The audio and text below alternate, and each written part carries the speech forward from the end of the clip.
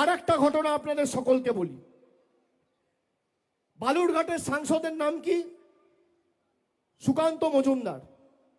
আপনারা দেখেছেন সমাজ মাধ্যমে 3-4 দিন আগে আমার কাছে দুজন ছেলে এসছে, আমি তাদের সাথে যোগাযোগে ছিলাম। তাদেরকে আলাদা করে মহারাষ্ট্রে তারা 7 মাস জেল কেটেছে। তাদের একমাত্র দোষ যে তারা মহারাষ্ট্রে গিয়ে কেন বাংলায় কথা বলেছে। একজনের বাড়ি তপনে, একজনের বাড়ি কুমারগঞ্জে। তপন আর কুমারগঞ্জ দুটোই বালুরঘাট লোকসভা কেন্দ্রের অধীনে।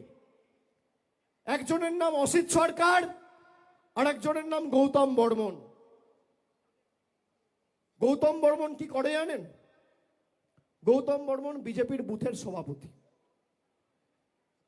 তারা বলছে যে আমরা বাংলায় কথা বলেছি বলে আমাদের মহারাষ্ট্রের ভিওয়ান্ডি পুলিশ হাতে লকআপ লাগিয়ে একদম থানায় নিয়ে গিয়ে জেলে ঢুকিয়েছে। আমাদের একমাত্র দোষ, আমরা বাংলায় কথা বলেছি, জোর জবরদস্তি আমাদের বাংলাদেশি বানিয়ে জেলে ঢুকিয়েছে। তো আমি বললাম, তোমাদের সাংসদ ওখানে বিধায়ক, তোমরা ফোন করনি?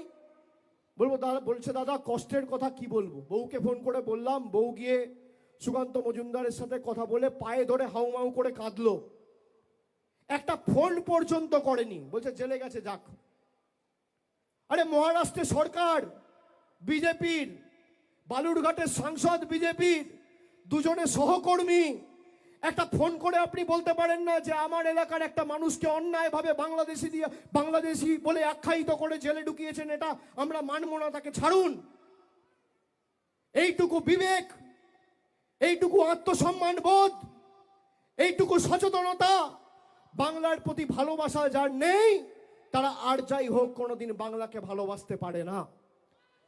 সেই বিজেপির বুথ সভাপতি গৌতম বর্মনকে মহারাষ্ট্রের লোয়ার কোর্টে আমরা লড়াই করে বালুরঘাটে তার বাড়িতে পৌঁছে দিয়েছে। যে তার নাম হচ্ছে তৃণমূল কংগ্রেস। বিজেপির বুথ সভাপতিকে তার বাড়িতে পৌঁছে দিয়েছে। যে বিজেপি নিজের বুথ সভাপতিকে রক্ষা করতে পারে না, সে বিজেপি বাংলার মানুষকে রক্ষা করবে? সে বিজেপি আপনাদের রক্ষা করবে?